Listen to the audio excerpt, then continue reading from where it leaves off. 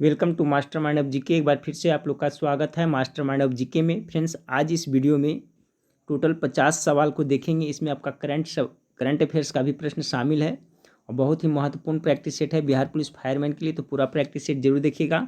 Telegram channel पर friends जो budget संबंधित वीडियो बनाया था उसका PDF और 100 प्रश्नों का जो मिक्स बनाया था फ्रेंड्स, जो प्रैक्टिस सेट, उसका भी PDF टिक कर करके टेलीग्राम चैनल पर डाल दिए हैं, तो वहाँ पर आप उसका रिविजन भी कर लीजिएगा।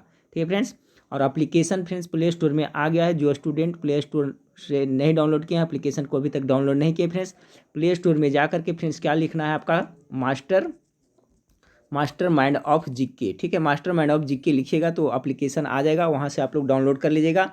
उस पर फ्रेंड्स देखिए जो बिहार विविध है फ्रेंड्स, उसमें डाल दिया गया है और बिहार से संबंधित आज उसमें भी 3-4 पोस्ट और डाला जाएगा। ठीक है, तो मैं उस पर अप टू डेट रहूँगा फ्रेंड्स। एप्लीकेशन सभी लोग इंस्टॉल करके अपना मोबाइल में रखें और खाली समय में उससे आपका प्रैक्टिस रिवीजन करिएगा। ठीक है फ्रेंड्स, तो चलिए वीडियो को शुरू करते हैं फ्रेंड्स। वीडियो को लाइक नहीं किए हैं तो वीडियो को लाइक कर दीजिएगा और चैनल पर पहली बार विजिट कर रहे हैं तो चैनल को सब्सक्राइब कर बेल आइकन को जरूर दबा दीजिएगा। आज का पहला सवाल है, आप लोग गेस करते चलिएगा फ्रेंड्स कि अंतर्राष्ट्रीय शांति दिवस कब मनाया जाता है। पहला का करेक्ट आंसर क्या होगा, तो देखिए अंतर्राष्ट्रीय शांति दिवस है जो आपका 21 सितंबर को मनाया जाता है, तो ऑप्शन नंबर बी पहला का करेक्ट आंसर हो जाएगा। दूसरा नंबर सवाल है, भारत में विश्व का सबसे लंबा एक्सप्रेस वे बनाया जा रहा है। ठीक है, भारत में जो एक्सप्रेस वे बनाया जा रहा है ये दुनिया का सबसे लंबा एक्सप्रेस वे बनाया जा रहा है। इस एक्सप्रेस वे का क्या नाम है, ठीक है, इसका क्या नाम रखा गया है। दूसरा का जो करेक्ट आंसर होगा friends, Delhi Mumbai, option number B इसका करेक्ट आंसर हो जाएगा। तीसरा नंबर सवाल देखिए कि आपका कह रहा है 31 अक्टूबर 2021 के मध्य G20 शिखर सम्मेलन कहाँ आयोजित हुआ। ठीक है फ्रेंड्स, देखिए करंट अफेयर्स का बहुत ही इंपॉर्टेंट सवाल है। ये कहाँ हुआ है फ्रेंड्स, तो इटली में हुआ है। 3 का correct answer option number A हो जाएगा। 31 अक्टूबर को 2021 में G20 शिखर सम्मेलन का आयोजन इटली में किया गया था, इसलिए करेक्ट आंसर ए हो जाएगा। चौथा नंबर सवाल आपका है कि 24 सितंबर 2021 को क्वाड नेताओं का शिखर सम्मेलन 2021 कहाँ संपन्न हुआ। ठीक है फ्रेंड्स, देखिए एक प्रश्न था फ्रेंड्स जिसमें आंसर शीट गलत देने के कारण गलत उसमें हो गया था फ्रेंड्स कि जो आपका जम्मू कश्मीर से 370 धारा हटाया गया फ्रेंड्स, तो उसमें देखिए आंसर शीट में 9 अगस्त दिया हुआ था, मेरा माइंड में भी नहीं था फ्रेंड्स, तो उसका जो 9 अगस्त नहीं होगा 5 अगस्त होगा। ठीक है, 5 अगस्त 2019 में। ठीक है, सभी लोग याद कर लीजिएगा फ्रेंड्स, इंपॉर्टेंट है। 5 अगस्त 2019 को 370 धारा को समाप्त किया गया था। ठीक है, तो 5 अगस्त उसका करेक्ट आंसर होगा, सभी लोग याद रखिएगा। चलिए फ्रेंड्स, तो आज 24 नंबर सवाल का करेक्ट आंसर हो गया, क्या हो जाएगा, 24 सितंबर 2021 को क्वाड नेताओं का शिखर सम्मेलन, ठीक है, 2021 कहाँ संपन्न हुआ। तो 4 का जो करेक्ट आंसर होगा फ्रेंड्स ये वाशिंगटन DC में संपन्न हुआ। ठीक है, वाशिंगटन DC विश्व बैंक का मुख्यालय भी पड़ता है फ्रेंड्स, याद रखिएगा। ठीक है, विश्व बैंक का मुख्यालय कहाँ है, तो वाशिंगटन DC में है, ये भी आप लोग याद रखिएगा।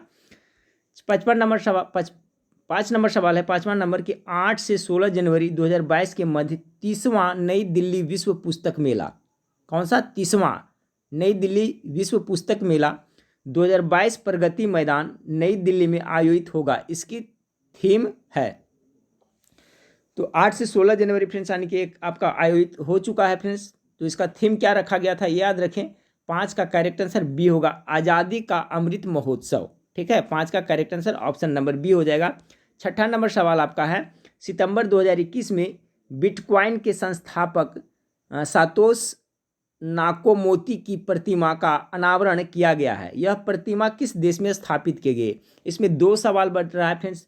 बिटकॉइन का नाम आप लोग सुने होंगे, ये डिजिटल मुद्रा है। ठीक है फ्रेंड्स, इसको आप छू नहीं सकते हैं, टच नहीं कर सकते हैं, डिजिटल मुद्रा है और बहुत ही महंगा है। एक बिटकॉइन का कीमत फ्रेंड्स आपका 45 से 48 लाख रुपया तक हो गया था, बीच में इधर घटा है, 32-34 लाख रुपया है। ये बहुत ही आपका महंगा मुद्रा है फ्रेंड्स, बिटकॉइन का नाम सुने होंगे। तो पूछा जा सकता है कि बिटकॉइन के संस्थापक कौन थे, तो सातोश नाकामोतो। ठीक है, नाकामोतो यानी कि सतोशी नाकामोतो है जो आपका बिटकॉइन के संस्थापक है, इनकी प्रतिमा का अनावरण किया गया है। यह प्रतिमा किस देश में स्थापित की गई है, तो ये आपका हंगरी में की गई है, ऑप्शन नंबर सी 6 का करेक्ट आंसर हो जाएगा। 7वां नंबर सवाल आपका है फ्रेंड्स की 26 से 29 सितंबर 2021 के मध्य भारतीय सेना द्वारा विजय सांस्कृतिक महोत्सव का आयोजन कहाँ किया गया। 7 का correct answer option number B हो जाएगा फ्रेंड्स, कोलकाता में। ठीक है, correct answer option number B हो जाएगा। अगला सवाल देखिए, अभी सभी करंट अफेयर्स का प्रश्न देख रहे हैं फ्रेंड्स।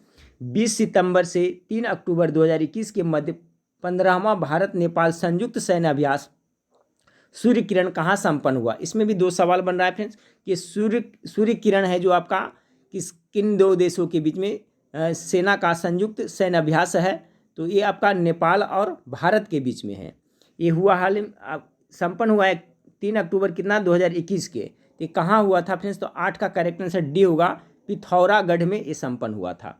तो आप याद रखिएगा सूर्य किरण है जो भारत और नेपाल के बीच संयुक्त सैन्य अभ्यास है। तो 2021 में कहाँ संपन्न हुआ, पिथौरागढ़ में। 9 नंबर सवाल, इसका भी पीडीएफ फ्रेंड्स टेलीग्राम चैनल पे डाल दूंगा। बहुत कम स्टूडेंट अभी तक टेलीग्राम चैनल में जुड़े हैं फ्रेंड्स, मात्र 2000 स्टूडेंट जुड़े हैं। तो और जो स्टूडेंट नहीं जुड़े हैं उससे जुड़ के रहे फ्रेंड्स, आगे उसमें आपको फ़ायदा होगा। 9 नंबर सवाल को देखें कि 22 सितंबर 2021 को किस देश की मेजबानी में वैश्विक कोविड-19 शिखर सम्मेलन वर्चुअली संपन्न हुआ। 22 का जो करेक्ट आंसर 9 का जो करेक्ट आंसर हो जाएगा friends option number C, America हो जाएगा इसका। ठीक है, टेलीग्राम चैनल का लिंक नीचे दिया हुआ है फ्रेंड्स, एप्लीकेशन का लिंक भी उसके नीचे दिया हुआ है। तो आप लोग एप्लीकेशन और टेलीग्राम चैनल से अवश्य जुड़े रहें। 10 नंबर सवाल है, your best day is today. ठीक है, your best day is today पुस्तक के लेखक कौन है। 10 का करेक्ट आंसर होगा फ्रेंड्स अनुपम खेर के द्वारा लिखा गया। अनुपम खेर के बारे में सभी लोग मेरे ख्याल से जानते होंगे फ्रेंड्स, ये जो बहुत ही सीनियर आर्टिस्ट हैं और सभी तरह के ये आपका किरदार का निभाए हैं फ्रेंड्स, कॉमेडी भी करते हैं और आपका विलेन का भी रोल करते हैं अनुपम खेर। तो 10 का correct answer option number A हो जाएगा, your best day is today के लेखक कौन है, तो अनुपम खेर हैं। अगला सवाल है, कोंकण रेलवे जोड़ता है। ठीक है, अब देखिए करंट अफेयर्स का जो प्रश्न समाप्त हो गया फ्रेंड्स, आपका मिक्स रहेगा अभी जीके जीएस। 11 नंबर सवाल का करेक्ट आंसर हो जाएगा ऑप्शन नंबर बी हो जाएगा। ठीक है, कोंकण रेलवे जोड़ता है तो आपका रोह से मंगलुरु को जोड़ता है, ऑप्शन नंबर बी इसका करेक्ट आंसर हो जाएगा। 11 का भी। 12 विश्व का सबसे लंबा रेल मार्ग है, तो विश्व का जो सबसे लंबा रेल मार्ग है लेनिनग्राड व्लादिवोस्टोक। विश्व का सबसे लंबा रेल मार्ग का नाम क्या है फ्रेंड्स, तो ये आपका हो गया Leningrad Vladivostok. Correct answer option number B 12 का हो जाएगा। 13 नंबर सवाल देखिए, भारत की निम्नलिखित में से कौन सी पर्वत श्रेणी केवल एक ही राज्य में फैली है।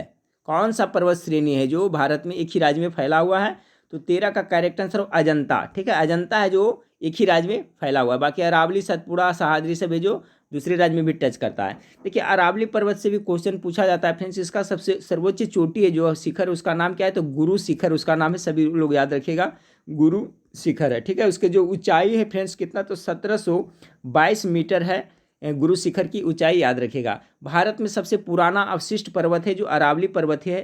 पूछा जाता है अरावली किस प्रकार का पर्वत है, तो अवशिष्ट पर्वत का उदाहरण है। भारत के सबसे पुराना पर्वत ये है। और जो हिमालय है जो कैसा है फ्रेंड्स, तो वो आपका जो नवीन मुर्दार पर्वत का उदाहरण है। ठीक है, हिमालय है जो आपका नवीन और मुर्दार पर्वत का उदाहरण है, ये भी आप लोग याद रखिएगा। तो 13 नंबर सवाल का जो करेक्ट आंसर होगा फ्रेंड्स कि भारत के कौन सी पर्वत श्रेणी केवल एक ही राज्य में है, तो अजंता इसका करेक्ट 13 का सी करेक्ट आंसर हो जाएगा। 14 नंबर सवाल को देखिए फ्रेंड्स, 14 नंबर सवाल आपका निम्नलिखित में से कौन सी एक झील तंजानिया और युगांडा के बीच अंतर्राष्ट्रीय सीमा बनाती है। कौन सा झील है जो आपका तंजानिया और युगांडा के बीच अंतर्राष्ट्रीय इंटरनेशनल सीमा बनाती है। 14 का करेक्ट आंसर हो जाएगा फ्रेंड्स विक्टोरिया झील। ठीक है, ऑप्शन नंबर सी इसका करेक्ट आंसर होगा। 15 नंबर सवाल है, कौन सा राज्य नेपाल को स्पर्श नहीं करता है। चलिए इसमें से कौन सा राज्य है जो नेपाल को स्पर्श नहीं करता है, टच नहीं करता है उसका सीमा, तो 15 का करेक्ट आंसर होगा असम। असम है जो आपका नेपाल से नहीं टच करता है। ठीक है, बाकी उत्तराखंड, सिक्किम, पश्चिम बंगाल, बिहार ये सब टच करता है। 16 नंबर सवाल को देखिए फ्रेंड्स, 16 नंबर सवाल आपका है कि प्रसिद्ध पर्वतीय नगर कोडाईकनाल किस राज्य में स्थित है। 16 का देखिए क्वेश्चन पूछा जा सकता है फ्रेंड्स, कोडाईकनाल के बारे में बहुत बार एग्जाम में पूछा गया है। ये आपका तमिलनाडु में पड़ता है। ठीक है, प्रसिद्ध पर्वतीय नगर कोडाईकनाल है जो तमिलनाडु में पड़ता है। तो 16 का जो करेक्ट आंसर हो जाएगा ऑप्शन नंबर बी हो जाएगा। 17 नंबर सवाल को देखिए, 17 नंबर सवाल है, अरावली एवं विंध्याचल श्रृंखलाओं के मध्य कौन सा पठार स्थित है। 17 का अरावली एवं विंध्याचल श्रृंखलाओं के मध्य कौन सा पठार स्थित है, तो 17 का करेक्ट आंसर हो जाएगा फ्रेंड्स मालवा का पठार, ऑप्शन नंबर सी इसका करेक्ट आंसर हो जाएगा। 18 नंबर सवाल को देखिए कि निम्न में से कौन सी राजधानी सबसे पूर्व में स्थित है। पूर्व में सबसे स्थित कौन सी राजधानी है, तो 18 का करेक्ट आंसर क्या हो जाएगा फ्रेंड्स आपका कोहिमा, ऑप्शन नंबर डी इसका करेक्ट आंसर हो जाएगा। निम्न में से कौन सी राजधानी है जो पूर्व में स्थित है फ्रेंड्स? तो आपका कोहिमा इसका करेक्ट आंसर हो जाएगा। अगला है फ्रेंड्स का निम्न में से किस घास के मैदान का क्षेत्र भूमध्य रेखा पर स्थित है? भूमध्य रेखा फ्रेंड्स समझ रहे हैं, भूमध्य रेखा जिसे विषुवत रेखा भी कहा जाता है। तो 19 का जो करेक्ट आंसर हो जाएगा फ्रेंड्स ऑप्शन नंबर बी हो जाएगा, सेलवास हो जाएगा। ठीक है, सेलवास है जो आपका भूमध्य रेखा पर स्थित है। ये घास का मैदान का नाम है। ठीक है, पंपास है जो फ्रेंड्स अर्जेंटीना, दक्षिण अमेरिका में अर्जेंटीना के घास के मैदान को पंपास कहते हैं। ये बार बार क्वेश्चन पूछा जाता था, आप लोग याद रखिएगा। ठीक है, उसी तरह से ऑस्ट्रेलिया के घास के मैदान को क्या कहते हैं? तो उसे डाउन्स कहते हैं, याद रखिएगा, ऑस्ट्रेलिया के डाउन्स कहते हैं। और ये पंपास है जो घास का मैदान कहाँ है? तो अर्जेंटीना का है, याद रखिएगा। यहाँ क्वेश्चन पूछा जा रहा है फ्रेंड्स कि किस घास के मैदान का क्षेत्र भूमध्य रेखा पर स्थित है? तो सिलवास इसका करेक्ट आंसर होगा, 19 का बी हो जाएगा। चलिए अगला सवाल देखते हैं फ्रेंड्स, 20 नंबर सवाल को देखते हैं कि नेपाल से बिहार के कितने जिलों की सीमा लगती है? बहुत अच्छा सवाल है फ्रेंड्स, बिल्कुल एग्जाम में पूछने लायक सवाल है। तो 20 का करेक्ट आंसर हो जाएगा ऑप्शन नंबर बी हो जाएगा। टोटल 7 लगता है। नेपाल से बिहार की कितने जिलों की सीमा टच करता है? तो आपका 7 जिला याद रखिएगा। टोटल 38 जिला बिहार में, उसमें से 7 जिला है जो आपका नेपाल से टच करता है, क्योंकि फ्रेंड्स नेपाल और बिहार है जो बिल्कुल सटा हुआ है। ठीक है, 21 नंबर सवाल को देखिए कि राज्यपाल को निम्नलिखित में से किस प्रकार की शक्ति प्राप्त नहीं है? राज्यपाल यानी गवर्नर को।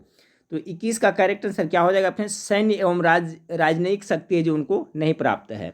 21 का सी करेक्ट आंसर हो जाएगा। 22 नंबर सवाल को देखें कि राज्यपाल सोने के पिंजरे में निवास करने वाली चिड़िया के समतुल्य है, किसका कथन है? ठीक है, 22 का करेक्ट आंसर हो जाएगा फ्रेंड्स ऑप्शन नंबर आपका बी, सरोजिनी नायडू। ठीक है, सरोजिनी नायडू याद रखिएगा फ्रेंड्स, इससे संबंधित पूछा जाता है। भारतीय राष्ट्रीय कांग्रेस के प्रथम भारतीय महिला थी जो अध्यक्ष पहली बार बनी थी। ठीक है, याद रखिएगा। भारतीय राष्ट्रीय कांग्रेस के महिला अध्यक्ष पूछे तो एनी बेसेंट है जो प्रथम बार बनी थी। तो ये आपका भारत की नहीं थी फ्रेंड्स, सभी को पता है, लेकिन पूछे प्रथम भारतीय महिला कौन बनी थी? तो सरोजिनी नायडू इसका करेक्ट आंसर होगा। भारतीय राष्ट्रीय कांग्रेस के प्रथम भारतीय महिला अध्यक्ष कौन बनी थी? तो सरोजिनी नायडू, याद रखिएगा। और इन्होंने कहा था कि राज्यपाल सोने के पिंजरे में निवास करने वाली चिड़िया के समतुल्य है, किसका कथन? सरोजिनी नायडू। ऐसा क्यों कहा था फ्रेंड्स? क्योंकि देखिए वास्तविक प्रधान तो मुख्यमंत्री होता है, राज्यपाल तो होता है कार्यपालिका प्रधान होता है। ठीक है, वास्तविक शक्ति जो होता है मुख्यमंत्री के पास होता है, इसलिए उनको इसके बारे में ऐसा कहे थे। उसी तरह से फ्रेंड्स भारत में देखें तो वास्तविक शक्ति होता है प्रधानमंत्री के पास, कार्यपालिका प्रधान होते हैं तो राष्ट्रपति होते हैं, इसलिए कहा था। सरोजिनी नायडू याद रखें। अगला सवाल है, राज्यपाल अपना त्याग पत्र किसे देता है? तो राज्यपाल अपना त्याग पत्र किसे देगा? राष्ट्रपति को देगा, यानी ऑप्शन नंबर डी इसका करेक्ट आंसर होगा 23 का। 24 नंबर सवाल को देखिए कि राज्यपाल के अभिभाषण का अर्थ है। राज्यपाल के अभिभाषण का अर्थ क्या है? अच्छा सवाल है फ्रेंड्स 24 का। तो होता है विधानमंडल के दोनों सदनों की संयुक्त बैठक में दिया गया भाषण। ठीक है, विधानमंडल के दोनों सदनों में, देखिए फ्रेंड्स विधानमंडल के 2 सदन होता है, सभी को पता है ना, एक हो गया विधानसभा, एक विधान परिषद हो गया। ठीक है, तो राज्यपाल के अभिभाषण का अर्थ होता है कि विधानमंडल के दोनों सदन यानी कि विधानसभा और विधान परिषद की संयुक्त बैठक में दिया गया भाषण ही राज्यपाल के अभिभाषण कहलाता है। तो ऑप्शन नंबर सी इसका करेक्ट आंसर हो जाएगा। 25 नंबर सवाल को देखिए, निम्नलिखित में से कौन सा उच्च न्यायालय एक से अधिक राज्यों का उच्च न्यायालय है? तो 25 का करेक्ट आंसर देखिए, ऐसा सवाल पूछा जाता है। तो इस 25 का करेक्ट आंसर हो जाएगा ऑप्शन नंबर ए, गुवाहाटी उच्च न्यायालय है जो फ्रेंड्स एक से अधिक राज्यों के न्यायालय है। 26 नंबर सवाल को देखिए, विधान परिषद की एक वर्ष में कम से कम कितनी बैठकें होना अनिवार्य है? विधान परिषद का, ठीक है, विधानमंडल का भी बताया ना, 2 सदन होता है फ्रेंड्स, एक विधानसभा एक विधान परिषद। तो विधान परिषद के एक वर्ष में कम से कम कितना, गेस कीजिए तो कितना इसका होगा फ्रेंड्स? तो एक वर्ष में कम से कम तो फ्रेंड्स आपका 2 बैठक होना अनिवार्य है, यानी ऑप्शन नंबर बी इसका करेक्ट आंसर होगा 26 का। 27 नंबर सवाल को देखिए, 27 नंबर सवाल आपका है कि राष्ट्रपति द्वारा नियुक्त अंतर्राज्यीय परिषद का प्रमुख कार्य क्या है? तो 27 का जो करेक्ट आंसर होगा ऑप्शन नंबर डी, उपर्युक्त सभी। राष्ट्रपति द्वारा नियुक्त अंतर्राज्यीय परिषद का प्रमुख कार्य क्या है? तो देखिए राज्यों के मध्य उत्पन्न विवादों की जांच करना और उन पर परामर्श देना, ये भी है। कुछ या सभी राज्यों के अथवा एक से अधिक राज्यों के समान हित से संबंधित विषयों का जांच कर विचार विमर्श करना भी है। उपर्युक्त विषयों को विशेषकर इनसे संबंधित नीति और कार्य के बेहतर समन्वय की सिफारिश करना भी इनका काम है। तो 27 का डी होगा, उपर्युक्त सभी। 28 नंबर सवाल को देखें, यदि किसी राज्य विधानसभा के निर्वाचन में निर्वाचित घोषित होने वाले प्रत्याशी अपना क्षिप्त राशि खो देता है तो उसका अर्थ है कि उसका अर्थ है कि निर्वाचन लड़ने वाले प्रत्याशी की संख्या बहुत अधिक थी। ठीक है, क्वेश्चन फिर से देखें, यदि किसी राज्य विधानसभा के निर्वाचन में निर्वाचित घोषित होने वाला प्रत्याशी, ठीक है, अपना क्षिप्त राशि को खो देता है, ठीक है, निर्वाचित होने वाला प्रत्याशी क्षिप्त राशि को खो देता है, तो उसका अर्थ है कि क्या अर्थ है कि निर्वाचन लड़ने वाले प्रत्याशियों की संख्या बहुत अधिक थी, इसलिए उसका जमानत जब्त हो गया। ठीक है, यानी कि वो भी बचा नहीं पाया। बहुत सारा रहेगा तो वोट बढ़ जाता है फ्रेंड्स, तो वोट बढ़ जाएगा तो क्या होगा, है ना, यानी कि अपना क्षिप्त राशि भी खो देगा। तो इसका अर्थ आपका ऑप्शन नंबर डी समझ गए होंगे फ्रेंड्स, करेक्ट आंसर होगा। 29 नंबर सवाल है, विधानसभा में किसी दल के निर्वाचित सदस्यों के दल बदल पर निम्नलिखित में से किसने प्रतिबंध लगाया। देखिए फ्रेंड्स, दल बदल पर कानून जो बना था, कौन सा संविधान संशोधन फ्रेंड्स, तो इसका जो करेक्ट आंसर आप लोग को मेरे ख्याल सबको पता होगा, 52वां संविधान संशोधन इसका करेक्ट आंसर हो जाएगा। दल बदल किससे है फ्रेंड्स, तो आपका 52वां संविधान संशोधन से है। इसी से क्या इस पे प्रतिबंध लगाया था, दल बदल पर निम्नलिखित में से किसने प्रतिबंध लगाया था, तो संविधान का 52वां संविधान संशोधन करेक्ट आंसर हो जाएगा। 30 नंबर सवाल को देखिए, किसी देश की आर्थिक वृद्धि की सर्वाधिक उपयुक्त माप है। 30 का करेक्ट आंसर क्या होगा फ्रेंड्स, 29 का तो करेक्ट आंसर ये हो गया फ्रेंड्स। 30 नंबर सवाल को देखें, किसी देश की आर्थिक वृद्धि की सर्वाधिक उपयुक्त माप क्या है। ठीक है, किसी देश की आर्थिक वृद्धि का जो सबसे उपयुक्त माप है वो क्या है, तो 30 का गेस करें तो क्या होगा, सकल घरेलू उत्पाद इसका करेक्ट आंसर हो जाएगा।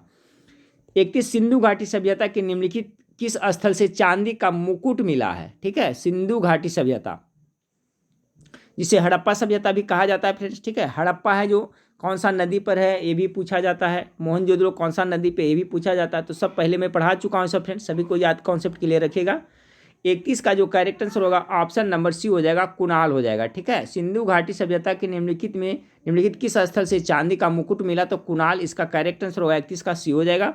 32 नंबर सवाल को देखें कि निम्नलिखित में से किस वैदिक साहित्य को वेदांत भी कहते हैं। बहुत अच्छा सवाल है फ्रेंड्स। ठीक है, 32 का तो देखिए, उपनिषद को वेदांत भी कहा गया है। देखिए, वेदों की संख्या टोटल 4 होता है फ्रेंड्स, वेदांग की संख्या कितना होता है, 6 होता है। ठीक है, जिसमें व्याकरण, कल्प, शिक्षा ये सब है।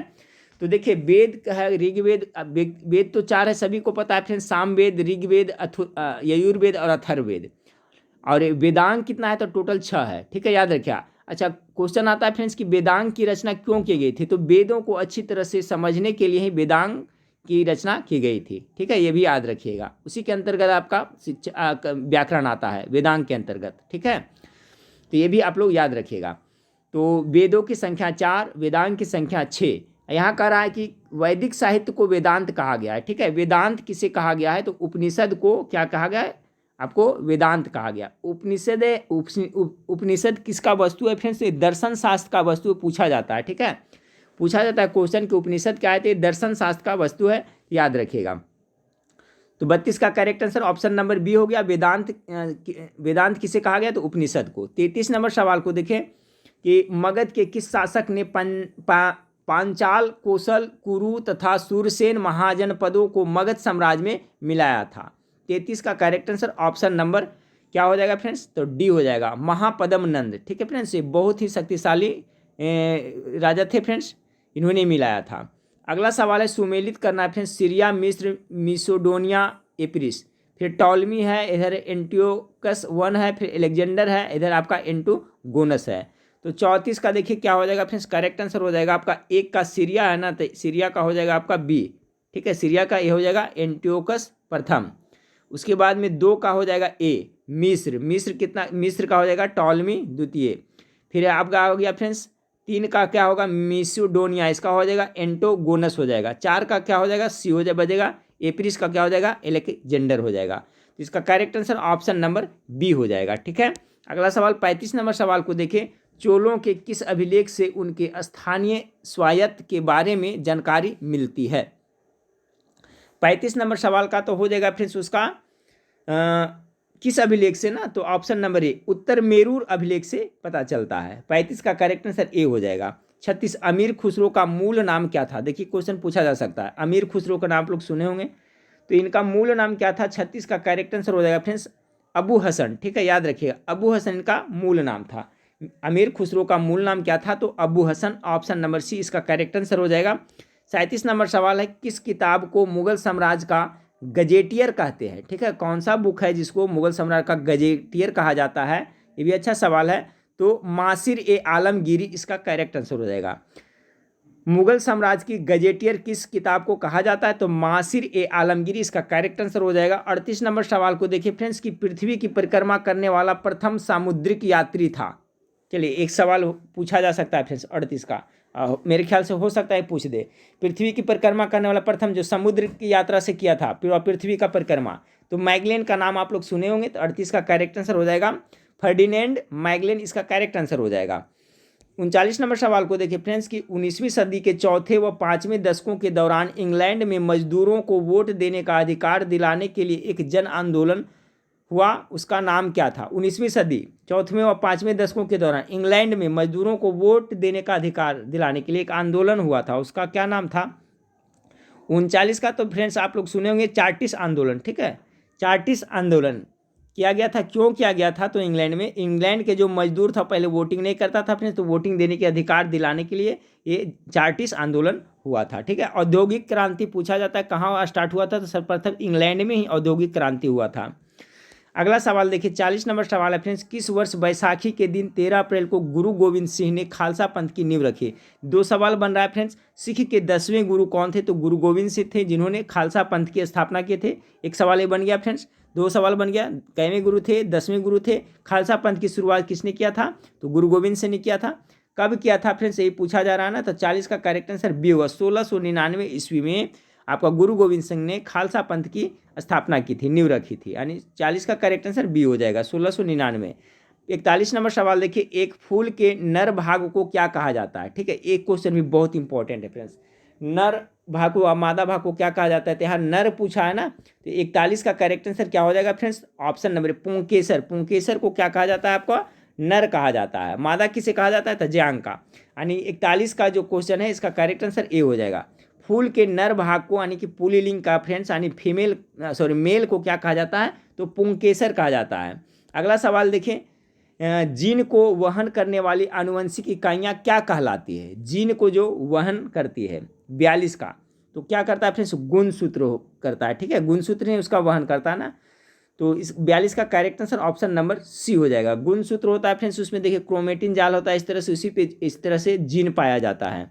तो जीन को वहन करने वाली आनुवंशिक इकाइयाँ क्या कहलाती है? तो गुणसूत्र कहलाता है। ठीक है फ्रेंड्स, अगला सवाल देखें, ऑरिजिन ऑफ स्पेसीज नामक पुस्तक किसके द्वारा लिखी गई? एक क्वेश्चन मैं 50 कितना बार बताया हूँ फ्रेंड्स, कर नहीं सकते हैं, सबको याद होगा इसका आंसर। चलिए आप लोग मारिए करेक्ट आंसर क्या होगा। द ऑरिजिन ऑफ स्पेसीज के लेखक कौन है फ्रेंड्स? हो सकता है क्वेश्चन पक्का पूछा जाए।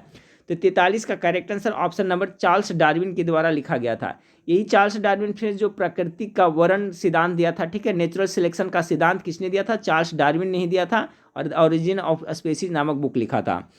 नई जाति की उत्पत्ति का कारण क्या है? इसका भी पीडीएफ फ्रेंड्स टेलीग्राम चैनल में मैं दे दूंगा। 44 का करेक्ट आंसर क्या होगा फ्रेंड्स? कारण नई जाति की उत्पत्ति का कारण क्या है? तो 44 का जो करेक्ट आंसर हो जाएगा फ्रेंड्स, नई जाति का जनन, पृथक्करण, विभिन्नता एवं संस्करण, चयन एवं सभी हो जाएगा। ठीक है, 44 का करेक्ट आंसर डी हो जाएगा। 45 नंबर सवाल देखिए, लेजर के खोजकर्ता है, तो लेजर के खोजकर्ता कौन है? 45 का जो करेक्ट आंसर होगा फ्रेंड्स, लेजर के खोजकर्ता हो जाएगा आपका थियोडोर मेमैन, यानी ऑप्शन नंबर डी इसका करेक्ट आंसर हो जाएगा। ठीक है, माइकल फैराडे ने डायनमो का आविष्कार किया था, ये भी आप लोग याद रखिएगा। 46 नंबर पर फ्रेंड्स, चांदी हवा के ऑक्सीजन से अभिक्रिया नहीं करता, तथापि इसके काले होने के लिए जिम्मेदार कौन है? चांदी देखिए फ्रेंड्स काला हो जाता है ना, ऑक्सीजन के साथ अभिक्रिया नहीं करता है, फिर भी वो काला हो जाता है। तो 46 का करेक्ट आंसर होगा सल्फर के कारण ऐसा होता है।